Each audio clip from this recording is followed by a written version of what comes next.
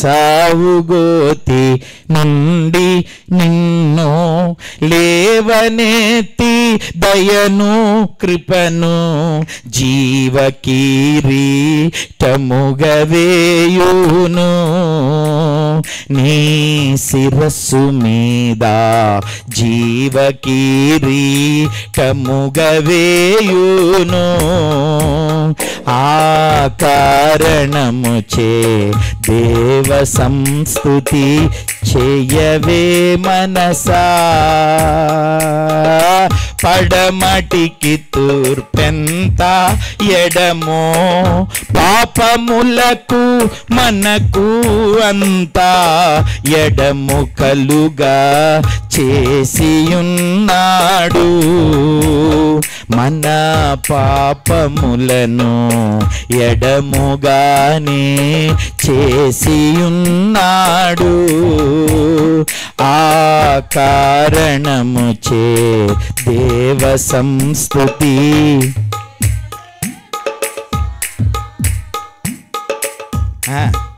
నాశన ఊబిలో పడి ఉన్న వారిని స్తోత్ర గీతాలు చేసేటట్లు దేవుడు చేస్తాడు. ఈరోజు నన్ను అలా చేశాడు, ఇక్కడ అనేక మందిని చేశాడు. మీరందరూ అవ్వాలన్నది దేవుని యొక్క ఉద్దేశం.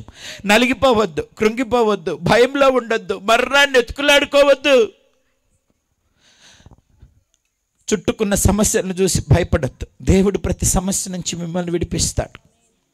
రెబ్బవరంలో ఇంకా ఎవరైనా ఆయన ప్రేమకు, విడుదలకు, విమోచనకు దూరంగా ఉంటే ఈరోజు మీ క్షేమం కోరి నేను మీతో చెబుతూ ఉన్న కులాలు, మతాలు మనకివ్వలేని విడుదల, విమోచన యేసు ఇస్తాడు. విశ్వసించి ప్రభు దగ్గరికి రండి. సురేష్ రావాలి. సురేష్ ఒకప్పుడు విగ్రహారాధికుడు. వాళ్ళ ఇంటికి వెళ్ళాను, దేవుని వాక్యం చెప్పాను. దేవుడన్నా క్రైస్తవ్యమన్నా ఇష్టం లేదు అసలు. అట్లాంటి వాడు ప్రభు దగ్గరికి వచ్చాడు. ఒక్కరోజు వాక్యం విని, ఒక అర్ధగంట వాక్యం విని ప్రభు గురించి తెలుసుకొని ప్రభు దగ్గరికి వచ్చాడు. అప్పటికే వీళ్ళు 35 లక్షల రూపాయల అప్పులో ఉండిపోయినారు. 35 లక్షల రూపాయల అప్పు. నాన్న చనిపోయినాడు, వ్యాపారం దెబ్బతినింది.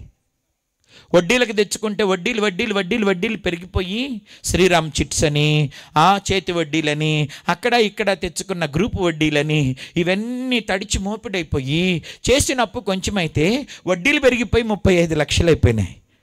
విషం పుచ్చుకొని చచ్చిపోవటం తప్ప ఇంకేమీ లేదు. గవర్నమెంట్ ఉద్యోగాలు లేవు, పండించుకోవటానికి పొలాలు లేవు, చేతి పని ఒక్కటే, అది మేస్త్రి అబ్బాయి. దేవుని నమ్ముకున్న తర్వాత నా కారు డ్రైవ్ చేసి నన్ను పరిచర్యలో తీసుకువెళ్ళడానికి నాకు సహకారిగా వచ్చాడు. ఈలోపు కరోనా వచ్చింది. కరోనాలో అసలే అప్పులు, అవమానాలు, చాలా క్లిష్టమైన పరిస్థితులు.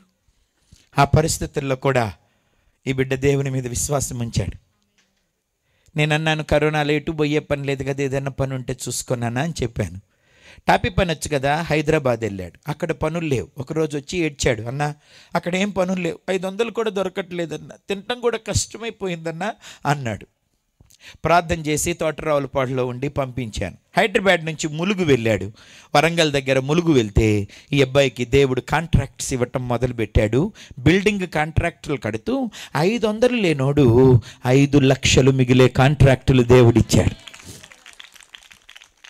500 లేక పూట గడవక బాధపడుతున్నాడికి 5 లక్షల కాంట్రాక్టులో మిగిలే పనులు అప్పగించి పనుల దగ్గర, యజమానుల దగ్గర, అందరి దగ్గర నమ్మకత్వం, మంచి పేరు ఇచ్చి విశ్వాసాన్ని విడిచిపెట్టకుండా దేవునితో కలిసి నడుస్తూ 2 సంవత్సరాల్లో 35 లక్షల అప్పు తీర్చి కొత్త బండి కొనుక్కొని కొత్త ఇల్లు కట్టుకొని మొన్ననే 8వ తారీఖు గృహప్రవేశం చేయించాము.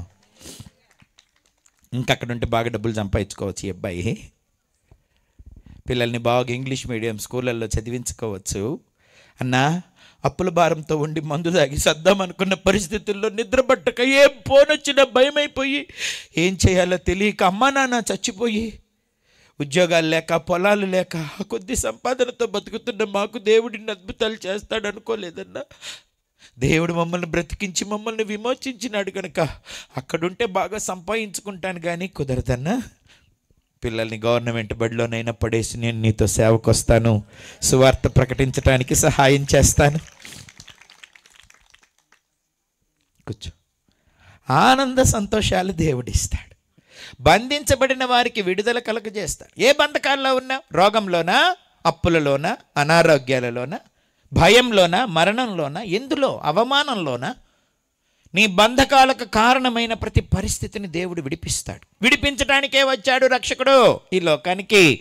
ఆయన పేరే విమోచకుడు.